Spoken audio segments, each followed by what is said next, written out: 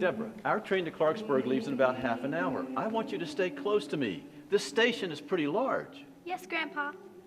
Page to Mr. Granville Hall. Page to Mr. Granville Hall. Here, Porter. Here I am. I'm Granville Hall. Mr. Hall, here's your suitcase. It was just delivered from the hotel. Thank you very much.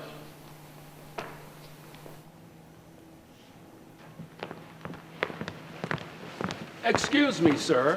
I overheard the porter call your name. Are you the same Granville Hall who served as West Virginia Secretary of State 50 years ago? Yes, I am that Granville Hall, and who are you, sir? My name is John Robert Clifford. I am an attorney and publisher from Martinsburg. You have me at a disadvantage, Mr. Clifford. Have we met before? No, we have not, but I know my West Virginia history. I believe I read that you, as a young man, took down the records of the Wheeling Statehood conventions. Is that correct? You are correct, Mr. Clifford. For a young man, it was a great honor and opportunity to be a small part of creating our new state of West Virginia just 50 years ago. Do you live in Parkersburg, Mr. Hall? No, I live in Chicago now, Mr. Clifford, but many of my family still live here. This is my granddaughter, Deborah. We're on our way to meet her cousins in Clarksburg at the West Virginia Day celebration. Say hello to Mr. Clifford, Deborah. Hello, Mr. Clifford. We're going to a 50th birthday party for West Virginia. Well, happy birthday. I am pleased to meet you. Mr. Hall, Deborah, I'd like to introduce you to my daughter, Mary Clifford. Mary is a history teacher in Martinsburg, our home, and we're here for a political meeting in Parkersburg. Hello, Miss Clifford. It's a pleasure to meet you, Deborah, Mr. Hall. If you don't mind my asking, how old were you when West Virginia was created? Miss Clifford, I was born in 1837, and that means that I was 24 years old in 1861 when the Wheeling Statehood Convention began. And what about you, Dad? How old were you when West Virginia was created? Let's see, Mary. I was born in 1848, so in 1861, I was 13 years old. I lived on a farm with my family near Moorfield. That was shortly before they sent me to Chicago. So you lived in Chicago, Mr. Clifford. That's where I live now. Oh, please, Mr. Hall, call me JR. Everyone else does. Yes, I lived in Chicago. My family sent me to stay with friends. Chicago, actually, is where I went to school. I learned to read and write. Is that where you enlisted in the Army, Dad? In Chicago? Yes, I cast aside my schoolwork, and I joined the United States Colored Troops. Well, that was very brave of you, JR. And please, call me Granville. We're both too old to stand on ceremony. You know, when Father talks about those times in our family when he was a boy and slavery was all around, it sounds dreadful. Mr. Hall, if you don't mind my asking, how was it for your family when you were a boy? How did your family feel about slavery? Mary Clifford, that's a very personal question. JR, I don't mind that question at all. It's important for all these young people to know about our history, and I admire your daughter's curiosity. JR, Miss Clifford, if you have a moment, please take a seat, and I will answer that question with a story from my childhood.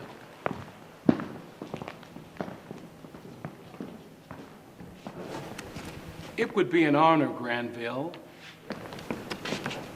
It wasn't about 1850. When I was 13 years old, my sister Louisa and I were in our little one-room school in Shinston. Please pay attention.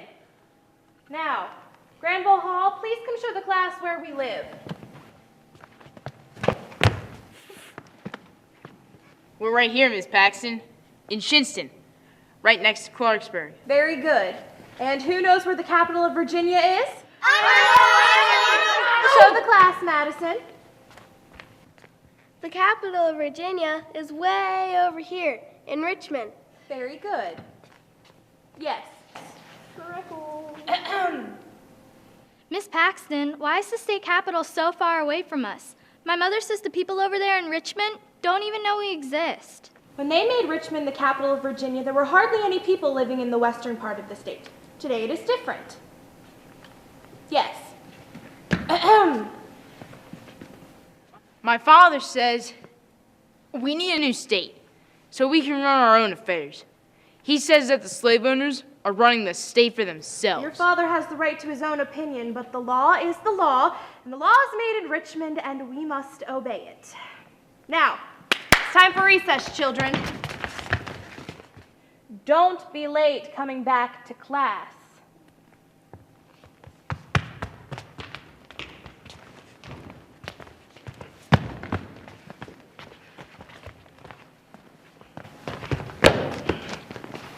Granville is abolitionist.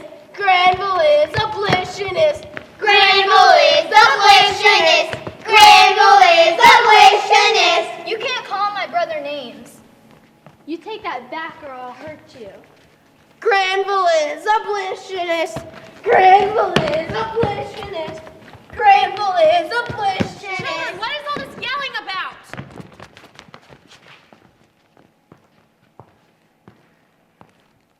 Well, Miss Paxton, Granville Hall is a abolitionist, and he's going to jail. Stop all this foolishness. No one is going to jail. Now, Granville, Louisa, your parents are coming for you. Please go wait over there.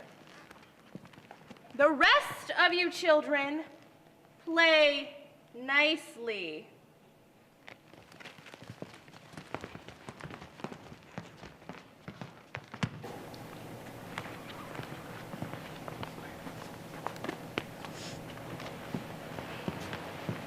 What's wrong, Mother?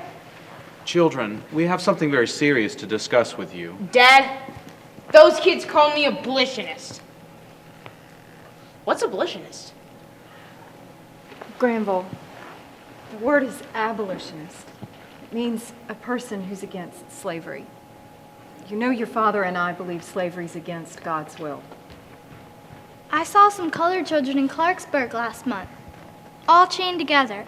Father, those children were just my age and being sold to the cotton plantations down south. Louisa, those slaves do not have rights like we do.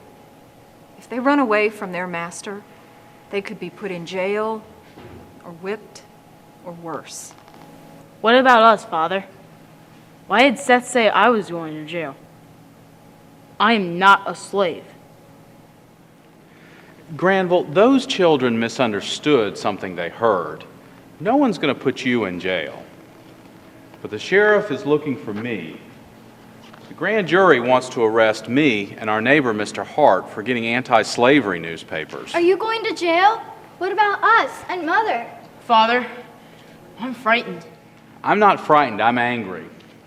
This is the United States of America, and we can read whatever newspapers we want. What can we do when we know that slavery is wrong? Children, please don't worry. I believe change is coming. We must hold firm to what we believe in. God will protect us. You both have to be brave. If we can get the charges dismissed, your father can return home. The sheriff is on his way. Children, your father has to go now. Granville and Louisa, while I'm gone, you must not let what some people may say hurt you or make you angry. Remember, they called our Lord bad names too. You can handle some bad names. We will, Father. Goodbye. Goodbye. Wait here, children. I'll be back shortly. Grandma Louisa, what's going on? The sheriff wants to put my father in jail just because he's against slavery. I hear your dad's a abolitionist, too. Seth Goodhart, you're as dumb as a post. An abolitionist is a person who's against slavery. It's the same thing. It's the same thing. I've seen slave children, and they're people, just like you and me. Except they were chained up to be sold, and that's not right. I'm against slavery, and I don't care who knows it, in Virginia or anywhere else. And I can whip anyone who doesn't like it. My father says the problem is the government in Richmond. I don't know much about government, but I do know that my folks are good Christian folks, and I want to be just like them when I grow up. But isn't your father running away, Granville? He's running scared like the slaves who take off for Ohio. If I were you, I would be running too. Because my sister is gonna whip you. You take that back. My daddy's the bravest man around. Granville is abolitionist. Granville is abolitionist. Father. Come on, Gran. Everything's gonna be all right. Like Mom said. I'm coming, but I'm worried, sis. Wow, that's quite a story, Mr. Hall. What happened to your father? Dad came back from Ohio after a couple of months when they dropped the charges. It was just political. Some of the courthouse crowd was trying to please the wealthy landowners in the county who were afraid of losing their slaves. I never thought about white people getting into trouble for being against slavery. I guess abolitionist was a dirty word when you were a boy. Being an abolitionist was a crime when I was a boy. Miss Clifford, there were many whites like my parents who hated slavery. But most of them were afraid to speak their true feelings, and I can understand why. I think you're right, Granville. I remember when I was a boy, I used to play with white children who lived nearby. Their parents had small farms, but they did not have slaves. Were you a slave, Mr. Clifford? Now, Deborah, that is a personal question. J.R., please forgive my granddaughter. Not at all. Deborah is like my daughter Mary. Curious, not afraid of the truth, good for her. No, young lady, I was not a slave. But my ancestors were. My great-grandfather was freed by his master. My parents were freed. My father, Isaac, owned a small farm. We were not slaves. But because of our ancestry, we had no rights. We paid taxes, but we could not vote or travel without a pass. We had no schools. We had no teachers. And I remember when I was a boy, I used to haul corn to town with my father in the wagon. And we used to pass the big farms and sawmills along the way, and they had many slaves. Whenever the masters needed money, they would sell the slave children like animals to the cotton plantations down south. Did the slaves ever escape? Where did they go? If I was a slave, I would do anything to get free. Let me answer your question, young lady, if you will, with the story from my childhood. Please do, J.R. One old story deserves another. Yes, Dad, we want to hear. Very well. It was in the summer of 1861, and the Civil War had just begun. It was around supper time, and my cousins and I were just coming in from work in the cornfields.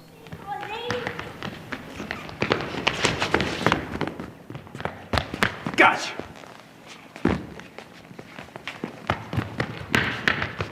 Grandmother, where are you? We're done hoeing the corn and we're hungry.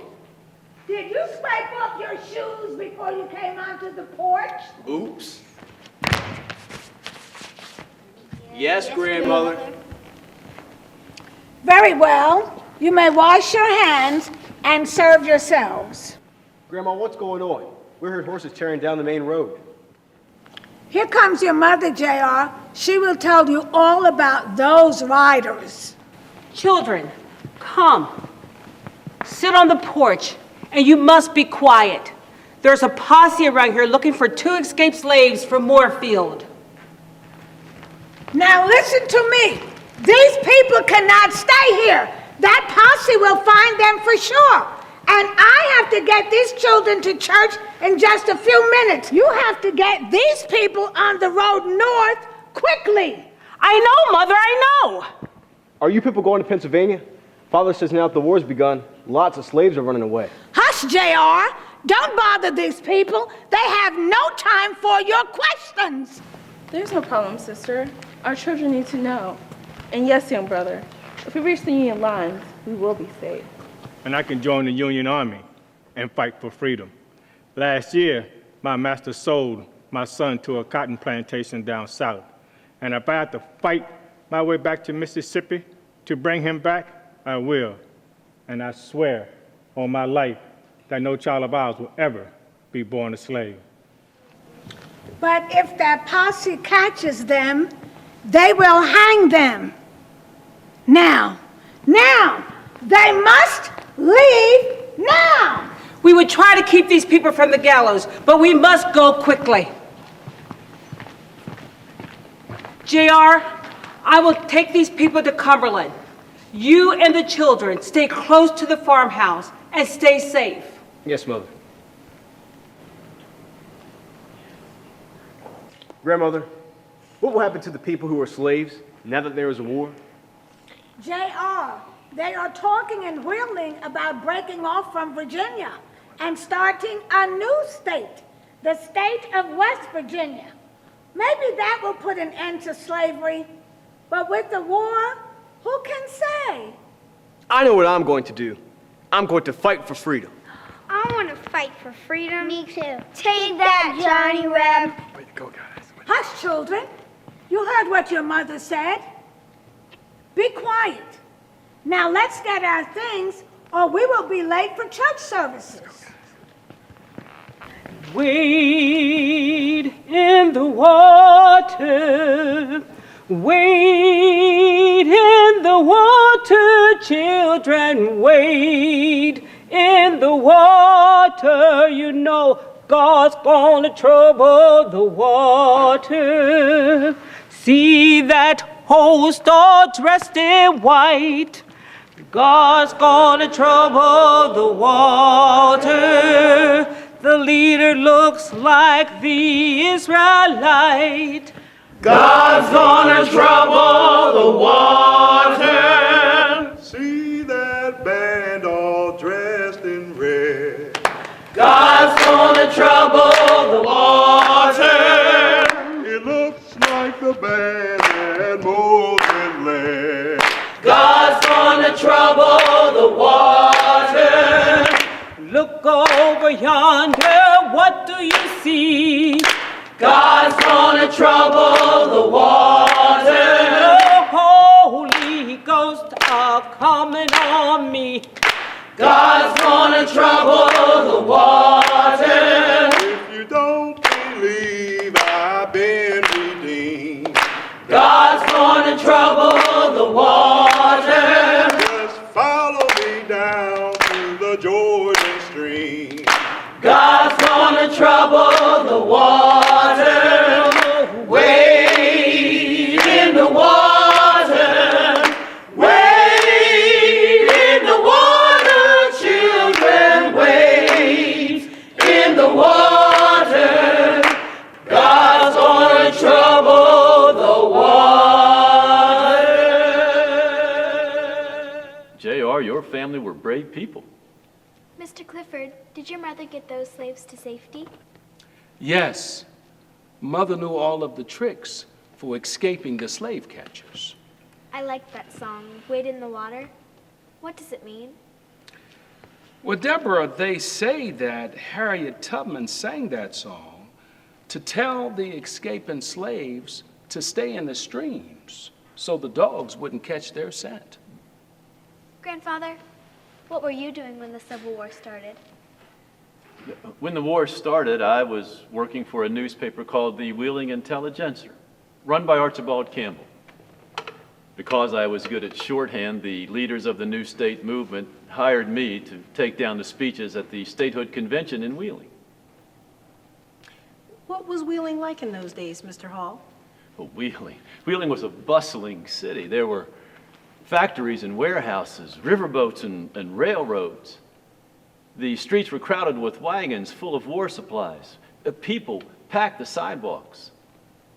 When the convention was in session, everyone came to the customs house.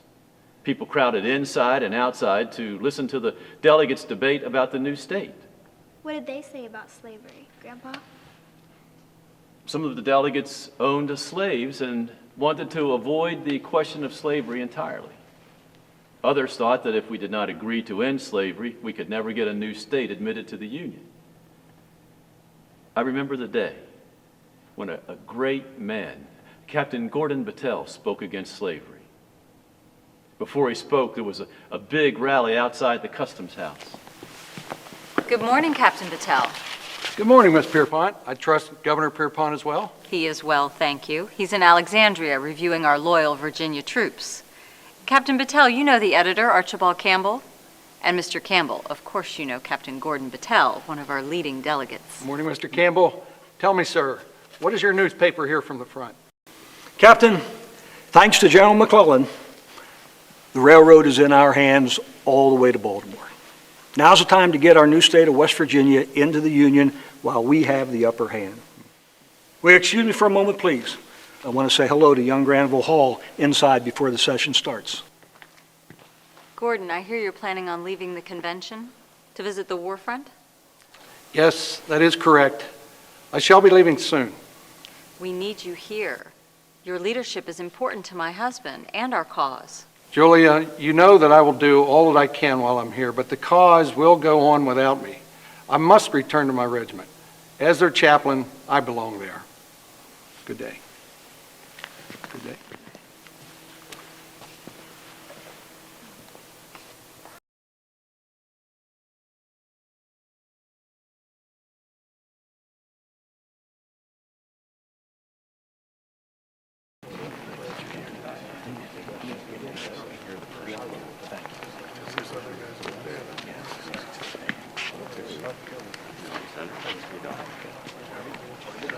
Good morning, young Granville.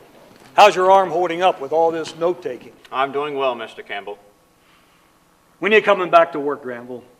The war news is overwhelming. I need your help. Mr. Campbell, I'll be back with you as soon as this session of the convention is over. Captain Battelle, I look forward to hearing you speak on the slavery issue today. Gentlemen, some delegates would like to ignore the slavery issue, but I know that we cannot. That's right. Congress will never approve our new state if we do not address the slavery issue within our own Constitution. Wouldn't you agree, Mr. Campbell? Of course I agree. Our factories don't need illiterate slaves. We need educated workers. Right. Our businesses in Western Virginia rely on wages, not the West. We rely on labor. The convention will come to order. The chair recognizes that a quorum is present. The delegate from Ohio County, Mr. Gordon Battelle. Mr. Chairman, I offer the following resolution. Resolved on or after the 4th of July, 1862, slavery or involuntary servitude, except for crime, shall cease within the limits of the new state of West Virginia. Order! Order! A resolution has been proposed and moved. Is there discussion? The chair recognizes the delegate from Marion County, Mr. Hiram Heyman. Mr. Chairman, the issue of slavery will divide this body. There are more than 10,000 Negro slaves in Western Virginia, and they represent great wealth to some of our leading citizens. How can we ask these men to support a new state if it means they will lose their property? If nothing more is said about slavery here, I think all opposition to our new state will cease. I will move to table Mr. Battelle's resolution, and I ask Mr. Battelle never to mention slavery here again. The chair recognizes the delegate from Wood County, Mr. William Stevenson. Mr. Chairman, we have come here because we do not want to be a part of the Confederacy, which was formed to protect and to perpetuate slavery.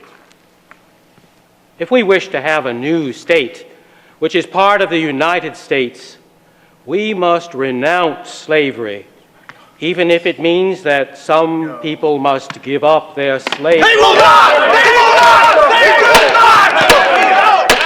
Order! Order! The chair recognizes the delegate from Ohio County, Mr. Patel, to close debate on the question. Mr. Chairman, the injuries that slavery inflicts upon our own people are manifold and obvious. It practically aims not merely to enslave another race, but our own race. Inserted within our Constitution are some very high-sounding phrases securing the freedom of speech, but then puts a lock on every man's mouth and a seal on every man's lips who will not shout for or swear by the divinity of the slavery system. Order! Order! Captain Patel was a wonderful speaker, Granville, but his eloquent words didn't carry the day, did they? JR, you do know your West Virginia history. Captain Patel's resolution was tabled on a very close vote. 23 delegates voted with Captain Patel, but 24 voted to cut off any further discussion of slavery. The Wheeling Convention sent Congress a West Virginia Constitution that said nothing about slavery. Yes, and we didn't know how Congress would react. Would all of our work be for nothing? I remember that too, Granville. I was in an Army camp by then, and all of the soldiers were wondering what would we face after the war was over. Tell us more about when you were in the Army, Dad. Yes, Mr. Clifford. We want to hear about when you were in the Army. Yes, please do, JR. Very well. As I told you, after the war started, my parents sent me to Chicago. After I could read, I read the newspapers every day. One day I read a speech by Frederick Douglass, and he said that if colored people wanted to be free, they have to fight for it. The very next day, I went down to the recruiting office and I enlisted in the United States Colored Troops. After training in Kentucky, they made me a corporal in charge of the artillery unit. We had many battles, and many troops were killed. One night, one of my men from Mississippi was badly wounded. In the morning, after the battle was over, we returned back to camp.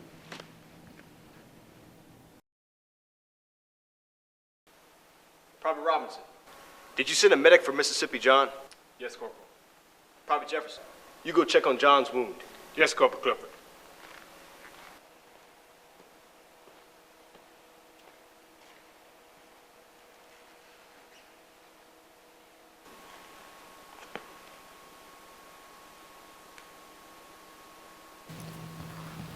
We fought bravely yesterday.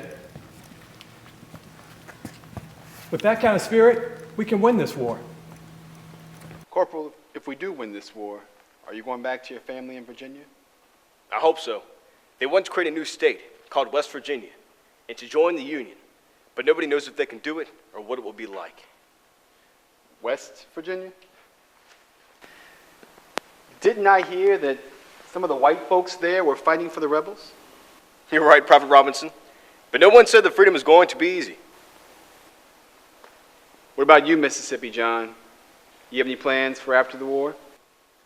I don't know. In Mississippi, I was chained and beaten like a dog. What about you, Robinson? I'm going to try to get back to my family in Virginia. Corporal, do you think if we win this war, they'll give us the right to vote? Give us the right to vote? Nobody's going to give us anything. Colored soldiers are fighting and dying to win this war, just like the white soldiers. And if we're going to have to fight for it, we're going to take it. Corporal Clifford, can I hear that speech by Frederick Douglass? I'd like to hear it just one more time. Sure, John.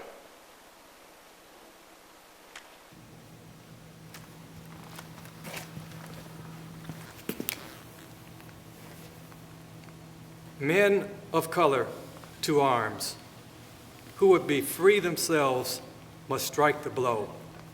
I urge you to fly to arms and smite to death the power that would bury the government and your liberty in the same hopeless grave.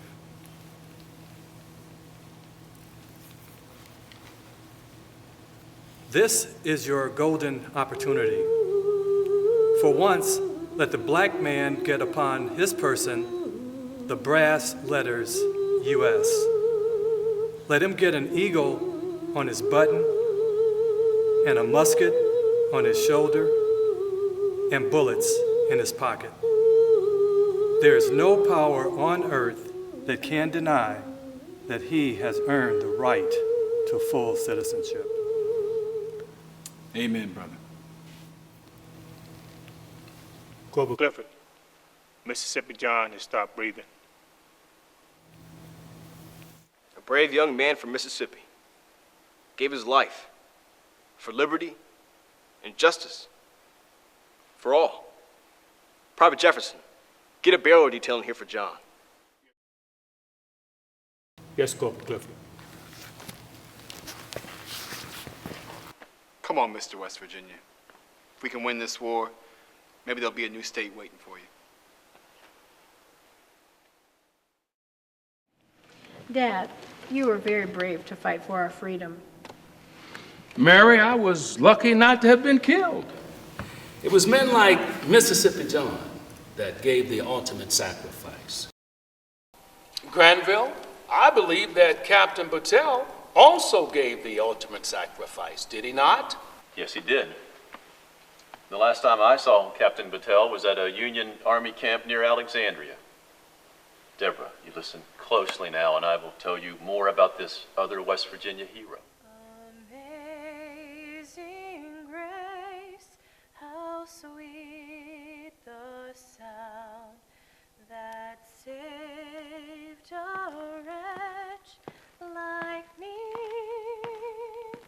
I once was lost, but now am found. 'Twas blind, but now I see.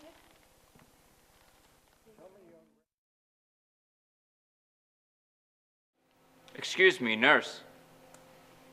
Granville Hall, Miss Paxton, what are you doing here? we all must do our duty. This is Julia Pierpont, the wife of Governor Francis Pierpont. We're here to see Captain Gordon Battelle. Captain Battelle is here, but he is not well. Oh? He was ill when we left Wheeling. We told him not to come, but he insisted on being among his troops. Well, I will tell you, but you mustn't tell Captain Battelle, for I fear it would only burden him. He's not likely to last the day. But how can you... I've seen many people die of camp fever. I know the signs. The end comes quickly. Please, may we see him? Of course.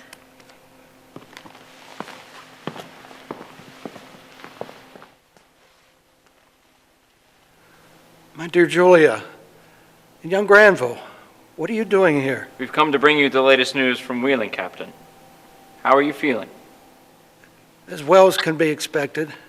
I have some wonderful nurses who keep my spirits up. Many of them are escaped slaves who sought shelter in our camp. So tell me, how goes our new state of West Virginia? Congress has finally passed the West Virginia Statehood bill, but with a condition.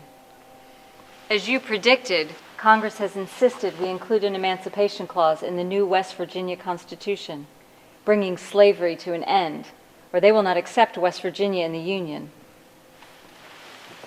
Gordon, I promise you, we will not rest until every child born in West Virginia, whatever their color, is free.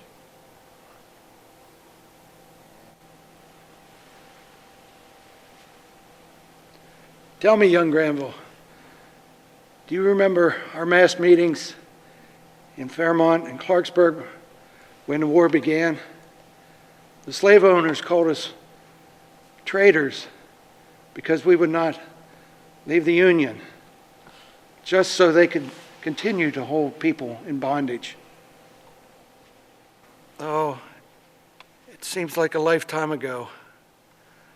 I long for my students, my family, and my church.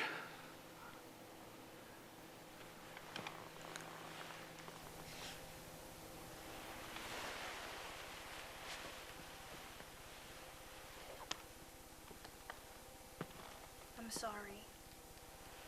Thank you for all you did for Captain Patel. This telegram was delivered for Captain Patel.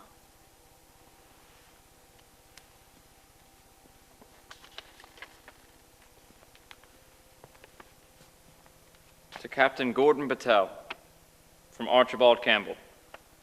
Today, Wheeling Convention delegates voted overwhelmingly to add Emancipation Clause to new West Virginia Constitution, as required by Congress. Statehood is assured. We will have our new state of West Virginia at last. Signed, A. Campbell. Gordon would have been so proud to hear this news. The price of liberty is always so high. Captain Patel has done his duty, and we must do ours. Thank you, Mr. Hall, for telling us Captain Patel's story. Oh, you are very welcome. We really do have to go. It's been a pleasure meeting you both. JR, may I ask you one last question before I go? My train leaves in just a few minutes. Of course. JR, tell me honestly, how do you think that Negroes have fared since the state of West Virginia was created? Our hopes were high, but I'm afraid they've not been fully realized. Did we really create a new home for liberty for all West Virginians? Granville, when I was a boy in Chicago, we had children of all colors in the classroom. But 50 years later, colored and white children in West Virginia can't even attend the same schools. When I returned from the war, I wanted to live in a state where the color of a person's skin was no more important than the color of their hair. But we have a long ways to go in West Virginia, yes, and even in America. But Dad, you say in your newspaper that colored people have been able to hold on to their rights here in West Virginia while those rights are being taken away in other places. Mary, you're right as usual. Under Jim Crow laws, colored people in Virginia have lost the most important right of all, and that is the right to vote. But here in West Virginia, we have tens and thousands of Negro voters. And even though our schools are segregated, we have excellent teachers. And we have children who have gone off to college. And yes, we even have Negroes elected to the legislature. I wouldn't want to live in a state where people can't vote because of the color of their skin. That doesn't sound like America to me. Deborah, you sound a lot like your great Aunt Louisa. Can you tell me just a little bit more about when West Virginia was finally created? Well, Deborah, after Congress passed the statehood bill, word came from Washington that President Lincoln might veto the bill. Everyone in Wheeling was on pins and needles.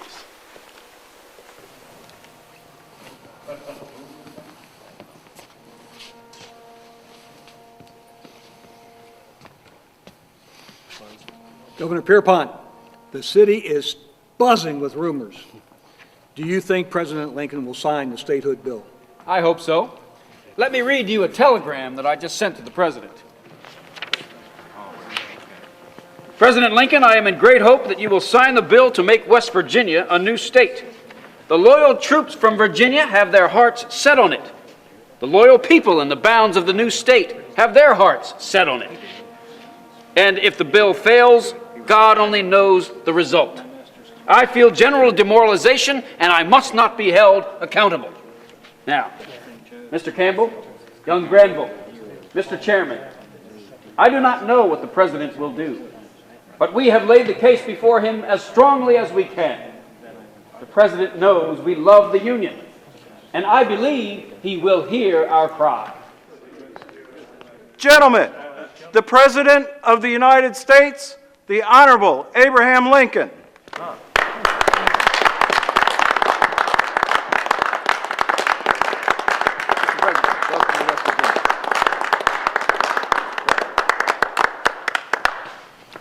We can scarcely dispense with the aid of West Virginia in this struggle. Much less can we afford to have her against us in Congress and in the field. Her brave and good men consider her admission into the Union as a matter of life and death. They have been true to the Union under very severe trials. We have so acted as to justify their hopes, and we cannot fully expect to retain their confidence and cooperation if we seem to break faith with them.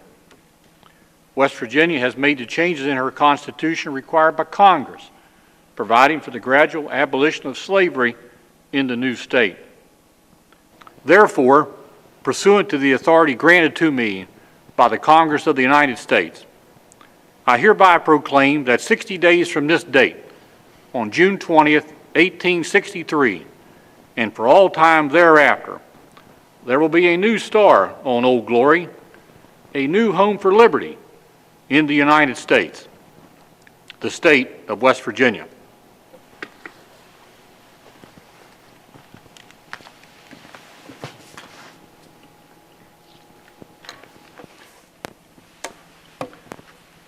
God protect the United States and all her people.